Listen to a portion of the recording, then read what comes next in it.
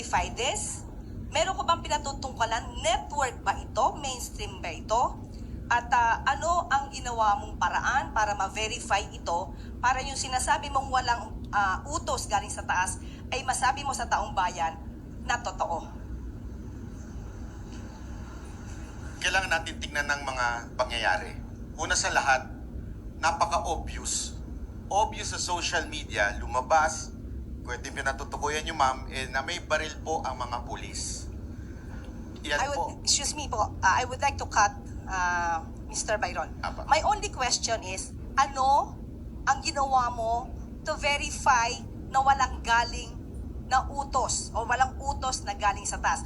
We don't have to mention the event. I just want to know ano yung ginawa mo para malaman mo kung may katotohanan na walang utos sa taas. Did you ever communicate with the owners or kung sino man yung taas na sinasabi mo?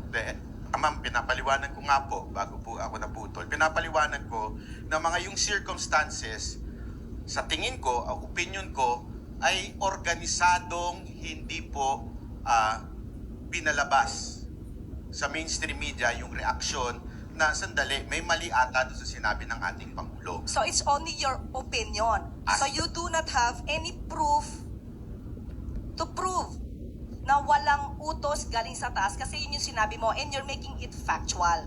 So as of the moment, it's just your opinion, correct? Ma'am, wala po ako sinabi na factual. Paulit-ulit ko po sinasabi na it is my opinion. No, kanina po sinabi niyo po kanina na meron kayong nakausap at sinabi na hindi yan na ilabas dahil ang sabi, walang utos galing sa taas. So is that your opinion? Ma'am, wala po ako sinabing may nakausap ako. Oh, so in other words, is that your opinion? Yes, ma'am. It's So my opinion. this is not factual. Yes, So ma'am. you cannot prove itong statement mo na walang utos galing sa taas. Yes, ma'am. Ang sinasabi ko nga po ay paulit-ulit, kanina pa po, ay opinion po lamang ito. Kahit po ako nagbablog po, laging nagre-react lamang po ako sa balita ng mainstream at sinasabi ko pong ito'y aking opinion. Sa periodismo,